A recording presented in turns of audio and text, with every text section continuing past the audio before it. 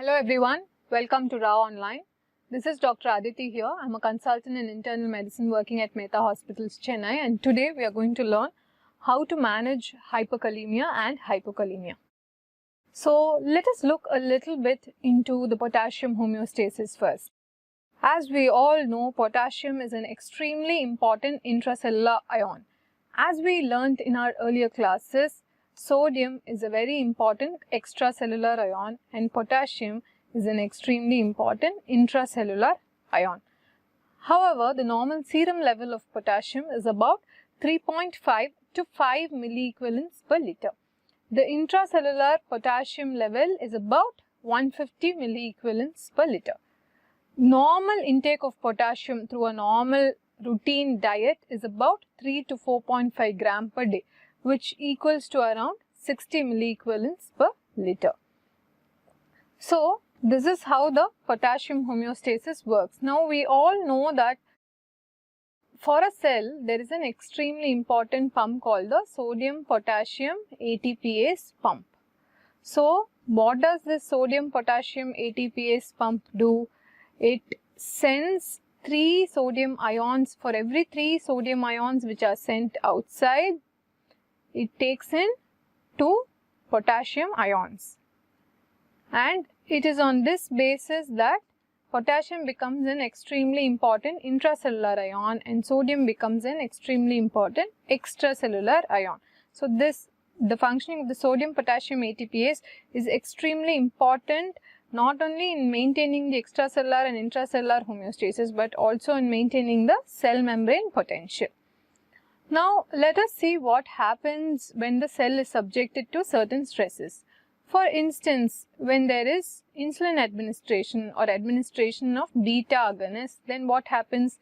There is a shift of potassium from the extracellular fluid to the intracellular fluid. So, what does this do to the serum potassium level? Because there is a shift to inside the cell, the serum potassium level decreases. So, administration of insulin, beta agonists and all can result in hypokalemia. Now, similarly, presence of hyperosmolarity, presence of cell destruction, any process which causes cellular leakage will all drive the intracellular potassium into the extracellular fluid, resulting in an increase in the serum potassium level causing hyperkalemia. So, renal potassium excretion. So, there are 3 things generally which affect potassium homeostasis. So, the first thing is the intake of potassium. So, anybody with a high intake of potassium, high dietary intake of potassium is going to result in hyperkalemia. If the intake is low, that is going to result in lower serum potassium levels. The next thing is transcellular shift, which is what we just saw. There are several factors which we will see in detail a little later, which will influence shift of potassium either into the cell or from within the cell to outside the cell. So, this will also affect the serum potassium level. So, in addition to intake, potassium intake, transcellular shifts, another very important determinant of serum potassium level is the potassium excretion by the kidneys. So, there are several factors which affect the renal potassium excretion. Now, renal potassium excretion is directly proportional to the serum potassium level. What does this mean? This means that when the potassium level is high, that if the kidneys are normally functioning, then the renal potassium excretion should also be high.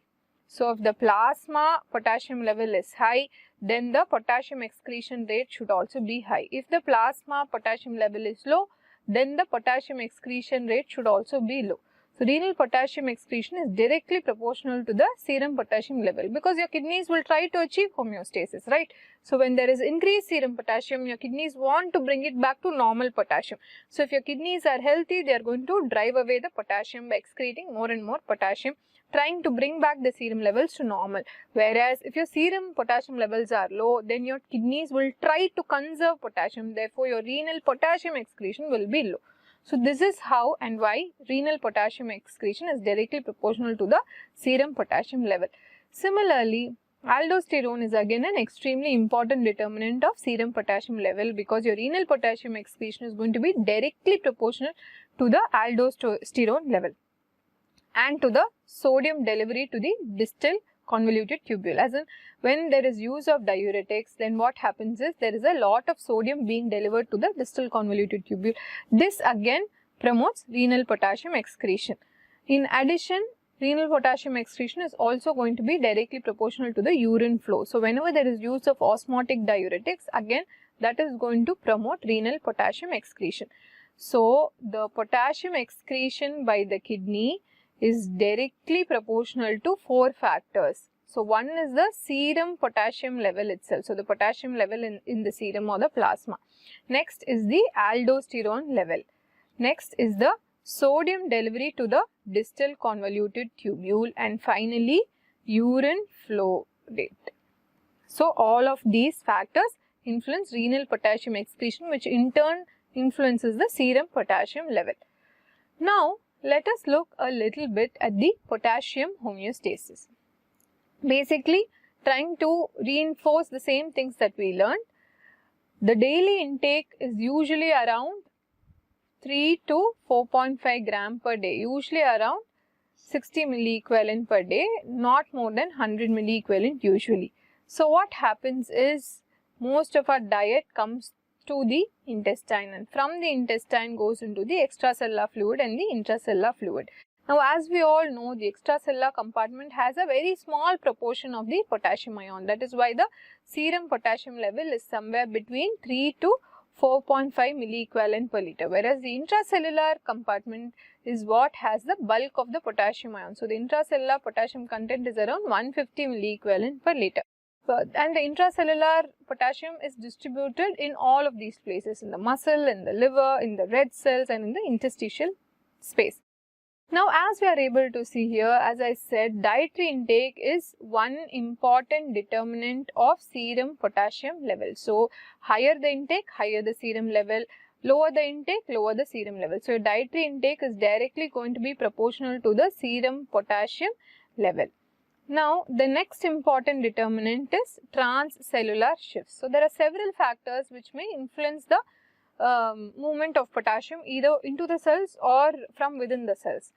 So, insulin, beta agonists and alkalosis, all of them influence potassium entry into the cell. So, they all promote entry of potassium into the cell. So, that means these factors are going to cause hypokalemia, whereas acidosis, hyperosmolarity, adrenergic stimulation, alpha adrenergic stimulation and exercise, all of this is going to result in hyperkalemia because these factors will promote movement of potassium ions from within the cell to outside.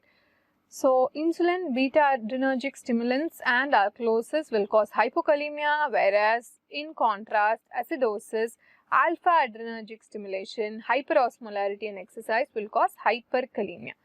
Now, from the intestine, usually fecal excretion is about 10% and 90% of potassium excretion happens through the urine. And as we also, the third most important determinant of serum potassium level is the renal potassium excretion. Now, renal potassium excretion is directly proportional to plasma potassium level, aldosterone, sodium delivery to the distal convoluted tubule and the urine flow.